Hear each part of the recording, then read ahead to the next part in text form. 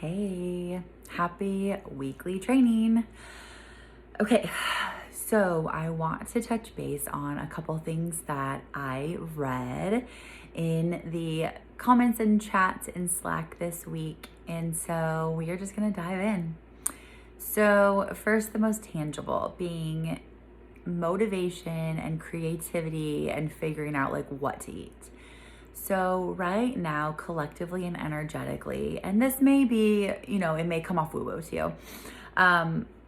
If you're not like into astrology and kind of like the energetics collectively meaning like just everywhere. So it's really, really common right now for people to not feel inspired and to not feel creative. And so I'm not saying that as an excuse. I'm saying that as like, it's not just you. It's not just you not feeling like you know what to eat or know what to prep for your family, etc. There is collectively a lack of inspiration right now. So my first recommendation, this is one of my favorite cookbooks. Cook Once, Eat All Week. It is 26 weeks of gluten-free, affordable meal prep to preserve your time and sanity. So I recommend gluten-free to everybody. And it doesn't even matter if a person like can eat gluten and be like, oh, I feel okay. Sorry, I have like a little itch on my nose. There is so much glyphosate in gluten, and that glyphosate is Roundup, and it gets held in your body, generally in your fat cells. And so our body often won't release fat when we have high levels of toxins. So a few of the things that I recommend, and this is kind of like a tangent, write this stuff down, is to reduce toxic load. So that's going to be going gluten-free, everybody in the family, just as a non-negotiable, because everything that has gluten has glyphosate. It is reducing changing the types of cleaners you use. So non-toxic cleaners. Branch Basics is a really awesome brand. Revive Essential Oils has an awesome cleaning stuff. You can always use white vinegar, baking soda, things like that. Hydrogen peroxide is a good cleaner. It kills bacteria. So changing the cleaners, because generally the cleaners that we use are toxic. They're endocrine disruptors. Endocrine meaning like your hormonal systems. When your hormonal systems are jacked up, you can't lose weight because weight loss is all about hormones. Another thing to do is eliminate alcohol. And that is like, I'm not saying like sober 100% of the time, but that is like not even a drink a week.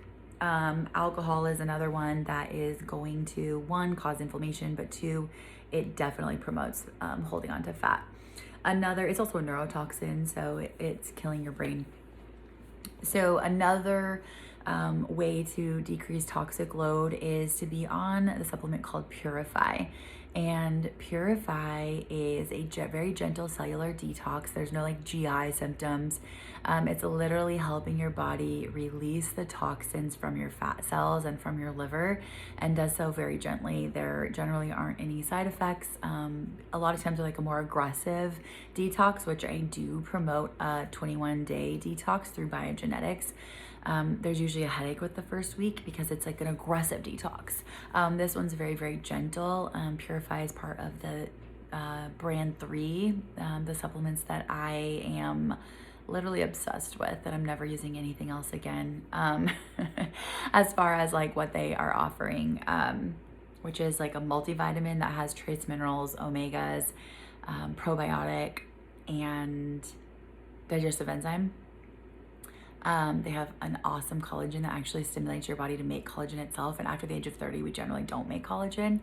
There is a pain reliever that is all natural and will not mess with the kidneys and liver like ibuprofen, Tylenol do. Tylenol actually decreases glutathione. That would be one thing if you want to decrease toxicity, is to not take Tylenol.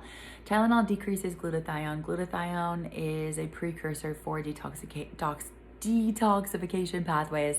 So when you don't have enough glutathione, you can't detox. So it gets held near your fat cells. Also, it gets held like in the blood, and so the toxins are then circulating, getting into your brain. the other supplements that products that they have is Purify, that detox, and then there is Immune, which is an immune support, which would be really great to take in the winter. So toxic overload. That was my tangent from this gluten-free aspect. And so this book is one that I really, really love. Cassie Joy Garcia, you can find her on Instagram too. She is awesome. So let me flip open this. Okay, so Southwestern stuffed sweet potatoes. It's sweet potatoes with a whole bunch of different seasonings and shredded pork and different vegetables and some cheese on top. It's like good stuff. It's not, you're not going to be like deprived. Tuscan turkey kale soup. Twice baked loaded butternut squash. You're totally not going to be deprived. It's separated into like different types of ingredients. So if you want like a different type of meat, then you go to that chapter kind of thing.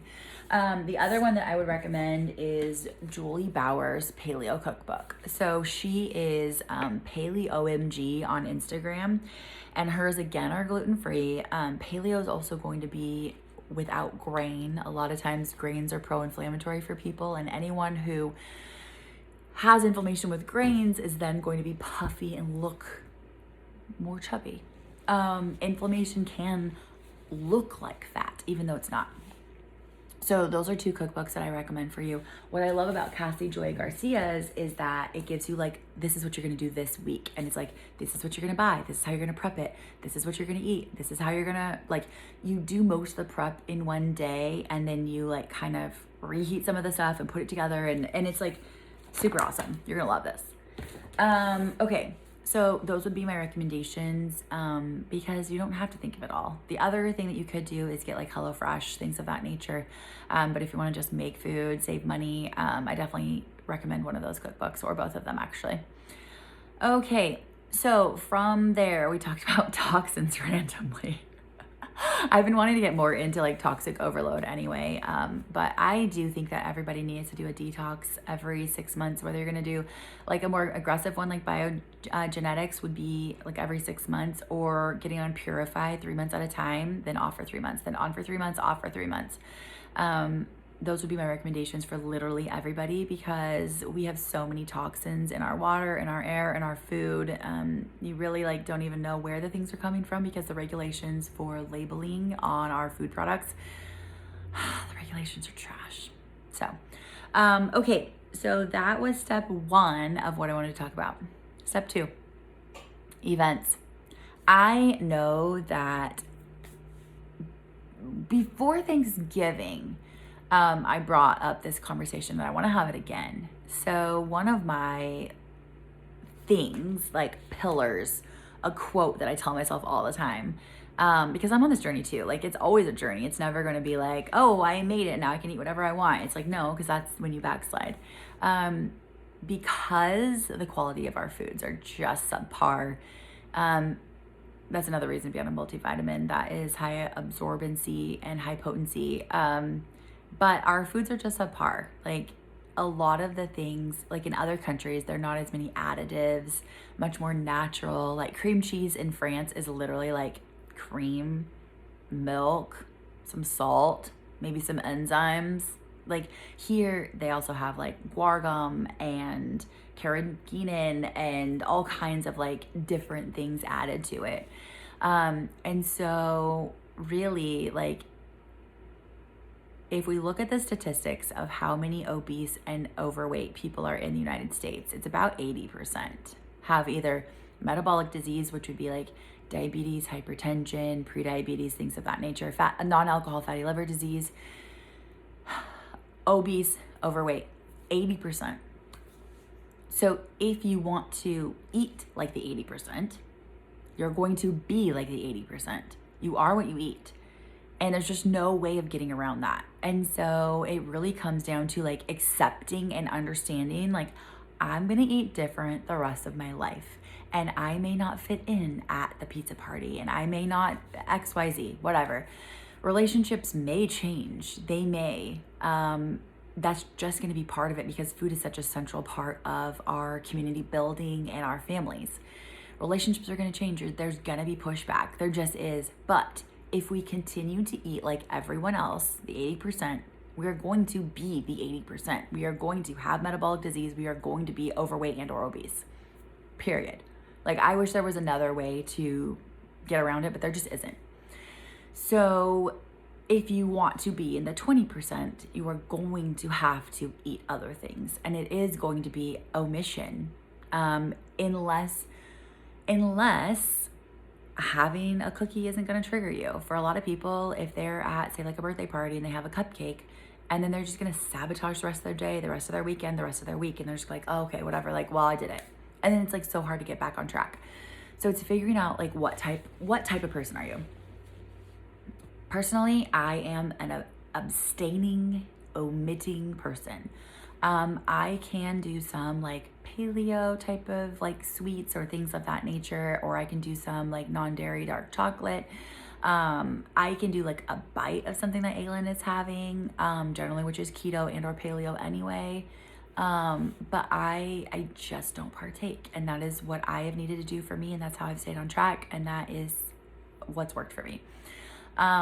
Some people can have like a serving and they're okay. So I want you to write this down, and I want you to journal about this and kind of figure out, it doesn't have to be like super long journal, 30 seconds, a minute. Is it most wise for you to abstain, or is it most wise for you to have a piece of chocolate every day? Is it you're gonna have half a cookie every day? Like, what is it that's going to make you feel like a human and take that thing off the pedestal? I've had to take it off the pedestal by being like, it doesn't serve me. I don't feel well when I eat it. So I am totally fine skipping it. I did not have one dessert during the holidays. Thanksgiving, Christmas, New Year's, nothing. Christmas Eve, none of it. I did not have one dessert. And I'm not tooting my own horn. I am saying, even with family and friend events, I chose